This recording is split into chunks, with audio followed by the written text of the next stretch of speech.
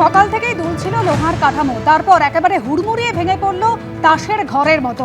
দ্রুত পৌঁছলেন রাজ্যের 4 জন মন্ত্রী, পুলিশ, সেনা, এনডিআরএফ, দমকলের কর্মীরা। তারা একেবারে হাতে হাত মিলিয়ে কাজ করলেন।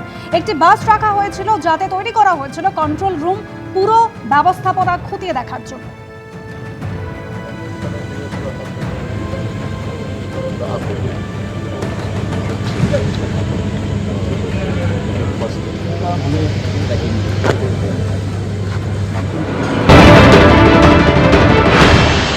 গতকাল দুপুর থেকে যেরকমভাবে উদ্ধার কাজ শুরু হয়েছে ঠিক সেরকমভাবে চলছে।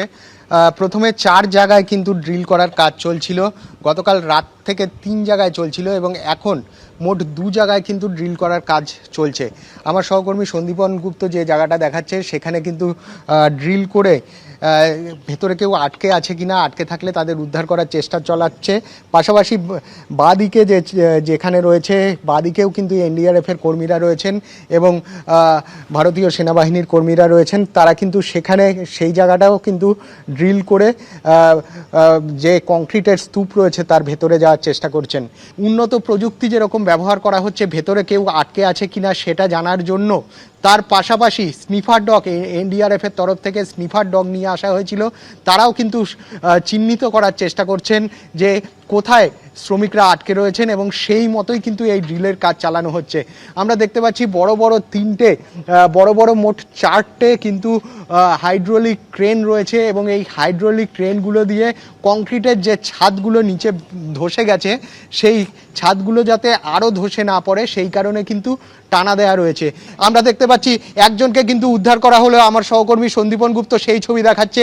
একজনকে কিন্তু স্ট্রেচারে করে এনডিআরএফের কর্মীরা নিয়ে যাচ্ছেন এবং তিনি কি অবস্থায় আছেন সেটা বোঝা যাচ্ছে না। তাকে কম্বল চাপা দিয়ে এনডিআরএফের কর্মীরা, আমাদের সহকর্মী সন্দীপন গুপ্ত সেই ছবি দেখাচ্ছেন, নিয়ে যাচ্ছেন এবং যে জায়গাটায় ড্রিল হচ্ছিল সেইখান থেকেই কিন্তু তাকে, সেই শ্রমিককে যিনি আটকে পড়েছিলেন প্রায় 18 ঘন্টার বেশি, যিনি আটকে ছিলেন এইখানে, তাকে কিন্তু উদ্ধার করে নিয়ে যাওয়া হলো এবং আজকে ভোর রাত থেকে এখন পর্যন্ত মোট 4 জনকে কিন্তু আমরা উদ্ধার করতে দেখলাম। যাকে এই মুহূর্তে উদ্ধার করলেন এনডিআরএফ এবং ভারতীয় সেনাবাহিনীর কর্মীরা, তাকেও কিন্তু এসএসকেএম হাসপাতালের ট্রমা কেয়ার সেন্টারে নিয়ে যাওয়া হবে।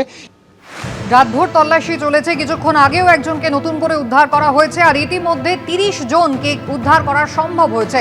ভোর রাত পর্যন্ত ঘটনাস্থলে ছিলেন রাজ্যের মন্ত্রী এবং আমলারা। মুখ্য সচিব, স্বরাষ্ট্র সচিব যেমন ছিলেন তেমনি স্বাস্থ্যমন্ত্রী, পুর নগর উন্নয়ন মন্ত্রী, ক্রীড়ামন্ত্রী এবং দমকল মন্ত্রী তারাও উপস্থিত ছিলেন। একেবারে পুঙ্খানুপুঙ্খ ঘটনার উদ্ধার কাজের বিবরণ তারা পৌঁছে দিয়েছেন মুখ্যমন্ত্রী শুভেন্দু অধিকারীর কাছে।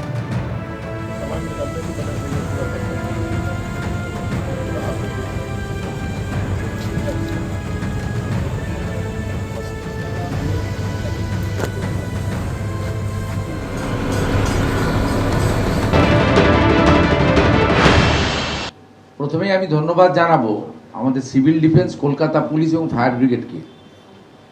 তারা যদি কুইক রেস্কিউ লোকাল লোকেদের নিয়ে না করতেন তাহলে এই মৃত্যুর সংখ্যাটা অনেক লম্বা হতো এবং অত্যন্ত একটা মর্মান্তিক ঘটনা আজকে কলকাতা তথা রাজ্যের ক্ষেত্রে হতো। আমরা ধন্যবাদ জানাবো আমাদের এই জোনের আর্মির যিনি দায়িত্বে আছেন এনডিআরএফের। আমার সঙ্গে 2:30 নাগাদ সিএসের যখন কথা হয় মাননীয় মুখ্য সচিবের, তখনই আমরা সিদ্ধান্ত নিই যে আর দেরি না করে আমরা আর্মিকে কল করব। প্রসেস কমপ্লিট হওয়ার আগেই তারা কিন্তু আর্মিকে এবং এনডিআরএফকে পাঠিয়ে দেন। 1 ঘন্টার মধ্যে তারা 3:15-20 থেকে পুরো রেস্কিউ অপারেশনে হাত লাগান। এবিপি আনন্দ, এগিয়ে থাকে, এগিয়ে রাখে।